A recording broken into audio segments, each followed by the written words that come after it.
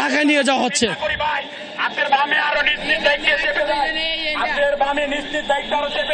Dhaka burn ইনস্টিটিউটে নিয়ে যাওয়া হচ্ছে, আপনি আসলে সেটি বুঝাবার চেষ্টা করছিলেন, কিংবা ঢাকা মেডিকেলে নেওয়ার কথা আপনি বলছিলেন। দর্শক, আপনাদেরকে একটু আপনাদের জানার সুবিধার্থে বলে দেই, যারা নিখোঁজ স্কুল শিক্ষার্থী রয়েছেন, নিখোঁজ স্কুল শিক্ষার্থীদের বিষয়ে জরুরি যোগাযোগের নাম্বারের তালিকা প্রকাশ করা হয়েছে। আমি আপনাদের জানার সুবিধার্থে আরেকবার বলে দিচ্ছি, মিলিটারি রেস্কিউ ব্রিগেড 017692424202 এই নাম্বারে যোগাযোগ করতে পারবেন। সিএমএইচ বার্ন ইউনিটের নাম্বার 017690160019 এবং সিএমএইচ এর এমার্জেন্সিতে যে নাম্বার সেটি হচ্ছে 0176901311। মাইলস্টোন স্কুলের যিনি অ্যাডমিন অফিসার আছেন তার নাম্বার 018147741332।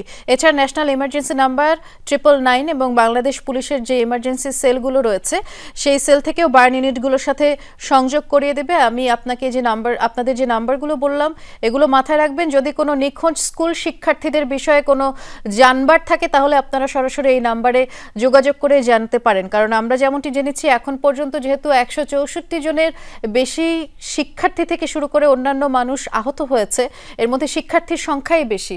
অভিভাবকদের দেখেছি তাদের শিশু সন্তান নিখোঁজ বলে অনেক হাসপাতালের সামনে গিয়ে দাঁড়িয়ে আছেন, তারা এই নাম্বারগুলোতে যোগাযোগ করতে পারেন।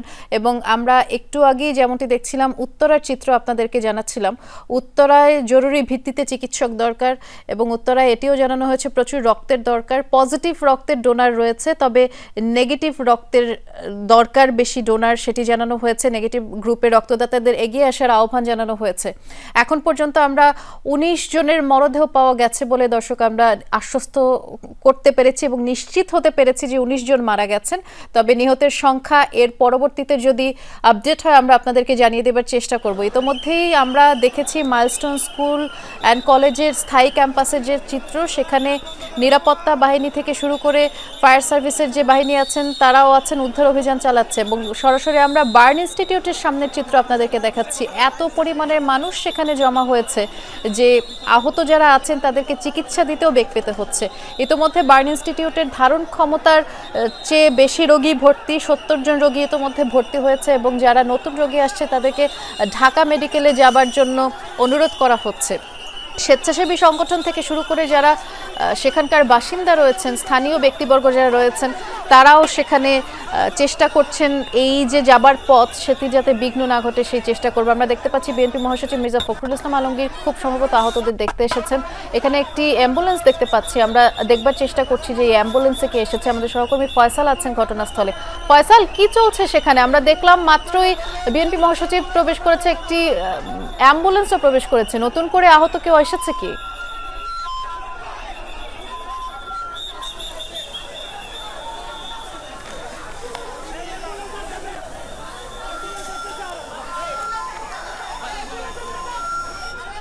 খুব সম্ভবত আমার সহকর্মী ফয়সাল আমাকে শুনতে পাচ্ছে না, তবে আমরা সরাসরি যেমনটি দেখছি দর্শক, ইতোমধ্যে আরেকটি অ্যাম্বুলেন্স এখানে এসেছে। আমরা সেখানে বিএনপি মহাসচিব মির্জা ফখরুল ইসলাম আলমগীরকেও দেখছি, প্রচুর মানুষের ভিড় দেখছি। আসলে এত ভিড় ঠেলে এখানে কোনো অ্যাম্বুলেন্স এসে পৌঁছানো কিংবা আহত কাউকে নিয়ে পৌঁছাতে বেশ বেগ পেতে হচ্ছে।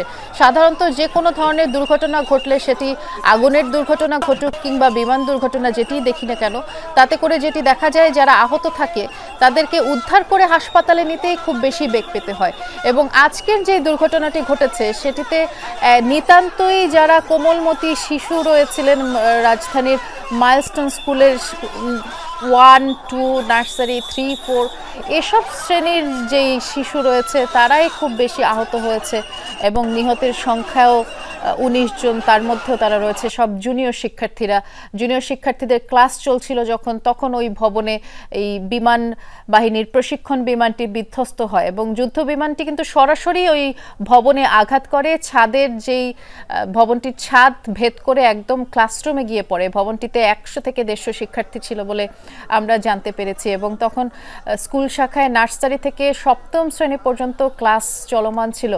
আমরা দেখতে পাচ্ছি এই যে দৃশ্যটি আপনারা দেখতে পাচ্ছেন, এই ঘটনা ঘটবার পরপরই রাজধানীর হাসপাতালগুলোতে, উত্তরা আধুনিক হাসপাতাল, বার্ন ইনস্টিটিউট, ঢাকা মেডিকেল থেকে শুরু করে অন্যান্য যে সকল হাসপাতাল রয়েছে, কুয়েত মৈত্রী হাসপাতাল, সিএমএইচ, কুর্মিটোলা জেনারেল হাসপাতাল, লুবনা জেনারেল হাসপাতাল এবং কার্ডিয়াক সেন্টারের যেই চিত্র, উত্তরা ক্রিসেন্ট হাসপাতালের যে চিত্র, সেই চিত্রগুলো আপনাদেরকে দেখাচ্ছি। অ্যাম্বুলেন্স যখন একটার পর একটা আসতে শুরু করে এবং এখন পর্যন্ত আমাদের কাছে যেই সংখ্যা, বিভিন্ন হাসপাতালে আহত নিহতের সংখ্যা আমরা জেনেছি, আমরা একটু আপনাদেরকে জানিয়ে দিতে চাই কুয়েত মৈত্রী হাসপাতালে 8 জন আহত আছে, বার্ন ইনস্টিটিউটে 70 জন আহত, 2 জন নিহতের খবর আমরা জেনেছি এবং সিএমএইচে আহতের সংখ্যা 14, ইতোমধ্যেই 11 জন নিহত হয়েছে বলে জানতে পেরেছি। আর কুর্মিটোলা হাসপাতালে 2 জন নিহত হয়েছে, লুবনা জেনারেল হাসপাতাল কার্ডিয়াক সেন্টারে আমরা শুনেছি 2 জন নিহত হয়েছে, 11 জন আহত হয়েছে। উত্তরা আধুনিক হাসপাতালে 60-এর অধিক আহত রোগী ভর্তি আছে, সেখানেও 1 জন নিহত এবং উত্তরা ক্রিসেন্ট হাসপাতালে 1 জন আহত। সর্বমোট এই আহতের সংখ্যা 164, নিহতের সংখ্যা 19 আমরা এখন পর্যন্ত যা জানতে পেরেছি। ফায়ার সার্ভিসের 9টি ইউনিট এখনও উদ্ধার তৎপরতা চালাচ্ছে, নিরাপত্তা বাহিনী, নৌবাহিনী, সেনাবাহিনীর পক্ষ থেকে উদ্ধার তৎপরতা এখনও চলমান রয়েছে। কিছুক্ষণ আগে আমরা দেখছিলাম মাইলস্টোন স্কুল অ্যান্ড কলেজে যখন উদ্ধার তৎপরতা চালানো হয় তখন কিছু ক্ষুদ্র ঘটনাকে কেন্দ্র করে, ভুল বোঝাবুঝিকে কেন্দ্র করে সেখানে একটি অস্থিতিশীল পরিবেশের সৃষ্টি হয়েছিল। আমরা যেমনটি জেনেছি সেটিও আসলে নিয়ন্ত্রণে আনা গেছে। নিয়ন্ত্রণে আনার পর বিমানটির যে ধ্বংসাবশেষ আপনারা স্ক্রিনে দেখতে পাচ্ছেন, এই ধ্বংসাবশেষ সরানোর যে প্রক্রিয়া সেটি এখনও চলমান। এর আগে আমরা যেমনটি দেখছিলাম আমাদের প্রধান উপদেষ্টার যিনি বিশেষ সহকারী ডাক্তার সাইদুর রহমান, তিনি একটি ব্রিফ করছিলেন এবং ব্রিফিংয়ে তিনি বারবারই বলছিলেন যে হাসপাতালগুলোতে যে পরিমাণে রোগী ভর্তি রয়েছে তাদেরকে চিকিৎসা সেবা পর্যাপ্ত পরিমাণে দেওয়া হচ্ছে, তবে প্রচুর পরিমাণের চিকিৎসক দরকার বলে তিনি তখন আমাদেরকে জানিয়েছিলেন, যেটি সরাসরি সম্প্রচার করে আপনাদেরকে আমরা দেখিয়েছিও। এবং আরেকটি বিষয় বারবার জানানো হয়েছে যে মাইলস্টোন স্কুল অ্যান্ড কলেজ ক্যাম্পাসে বাংলাদেশ বিমান বাহিনীর এই প্রশিক্ষণ বিমান বিধ্বস্ত হওয়ার ঘটনায়, হতাহতের ঘটনায় জরুরি প্রয়োজনে national institute of burn and plastic সার্জারিতে এমার্জেন্সি হটলাইন চালু করা হয়েছে।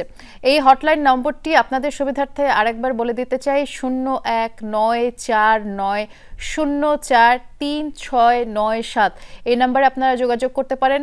যারা আপনারা রক্ত দিতে ইচ্ছুক, আপনারা দয়া করে burn institute, Dhaka medical, Uttara আধুনিক হাসপাতালে যোগাযোগ করবেন, কারণ এখন প্রচুর রক্তের প্রয়োজন। আর যে সকল মানুষ সেখানে আহত হয়েছে বেশিরভাগই কোমলমতি শিশু, একেবারেই শিশু সন্তান যারা রয়েছেন, শিশু শিক্ষার্থী যারা রয়েছেন, তারা আসলে এই ঘটনায় আহত হয়েছে এবং নিহতের মধ্যেও তারা আছেন। এই ঘটনায় তারা আহত হয়ে ভর্তি হয়েছেন হাসপাতালে, জুনিয়র সেকশনের সব শিশুরা।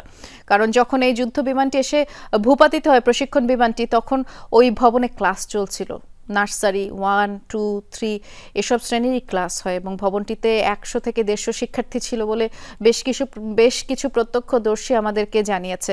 স্কুল শাখায় তখন নার্সারি থেকে 7ম শ্রেণী পর্যন্ত ক্লাস চলমান ছিল। আর স্কুল ছুটির ঠিক আগ মুহূর্তে বা ছুটি হবে এরকম একটি সময় কিন্তু এই দুর্ঘটনাটি ঘটেছে। বেশ কিছু প্রত্যক্ষদর্শী আমাদেরকে যেমনটি জানিয়েছে যে হঠাৎ করে বিকট শব্দে বিমানটি ভেঙে পড়লে তখন শিক্ষার্থী এবং শিক্ষক যারা ছিলেন, অভিভাবক যারা ছিলেন আতঙ্কিত হয়ে পড়েন। আতঙ্কিত হয়ে অভিভাবকরাও ছুটে আসেন। অনেক অভিভাবকরা তাদের শিশু সন্তানকে বাড়িতে নিয়ে যাবার জন্যও আসছিলেন, যেহেতু স্কুল ছুটির একটি সময় তখন হয়েছিল। বাংলাদেশ বিমান বাহিনীর F-7BGI প্রশিক্ষণ বিমানটি উত্তরায় বিধ্বস্ত হয়েছে। বিমানটি দুপুর 1:06 উড্ডয়ন করে এবং আকাশে 13 মিনিটের মতো উড্ডয়ন করে বলে আমরা প্রাথমিকভাবে জানতে পেরেছি। আপনারা দুর্ঘটনাস্থলের চিত্র কিন্তু এখন দেখতে পাচ্ছেন। দুর্ঘটনাস্থলে ফায়ার সার্ভিসের প্রচুর সদস্যকে আমরা দেখতে পাচ্ছি। এর পাশাপাশি সেনাবাহিনী, নৌবাহিনীর সদস্যরাও যোগ দিয়েছে। প্রথমে যখন বিমানটিতে আগুন ধরে যায়, দুর্ঘটনাস্থলে আগুন নেভানোর তখন চেষ্টা করেছিলেন এই ফায়ার সার্ভিসের কর্মীরা। এর পাশাপাশি তখন যোগ দিয়েছিল সেনাবাহিনীর সদস্যরা এবং তারা তখন চেষ্টা করেছিল ভবনের অন্যান্য ফ্লোর থেকে যে সকল বাচ্চা রয়েছে তাদেরকে যাতে বের করে আনতে পারে। তৎক্ষণাৎ ফায়ার সার্ভিস থেকে জানানো হয়েছিল যে উত্তরা, টঙ্গী, পল্লবী, কুর্মিটোলা, মিরপুর এবং পূর্বাচলের যে ফায়ার স্টেশন সেখানকার 9টি ইউনিট তখন আগুন নিয়ন্ত্রণে কাজ করে। পরবর্তীতে আগুন নিয়ন্ত্রণে আনা হয়। ইতোমধ্যেই যেমনটি দেখেছেন দুর্ঘটনার শিকার অনেক শিক্ষার্থীকে ঢাকার বিভিন্ন হাসপাতালে নেওয়া হয়েছে। আর প্রধান উপদেষ্টার যিনি বিশেষ স্বাস্থ্য বিষয়ক সহকারী সাইদুর রহমান, তিনি তখন জানিয়েছিলেন যে বার্ন ইনস্টিটিউটে যে সকল রোগী ভর্তি করা হয়েছিল 60 থেকে 70 জন রোগী ভর্তি করা গেছে, এর বেশি আসলে নেওয়া সম্ভব না, ঢাকা মেডিকেলে নিয়ে যাবার জন্য বারবার বলা হয়েছিল। এবং তৎক্ষণাৎ আমরা দেখছিলাম যে ডাক্তারদের পক্ষ থেকে যে প্রচেষ্টা চালানো হয়েছে, কারণ বেশিরভাগ দগ্ধ রোগীদেরই আনা হয়েছে, দগ্ধ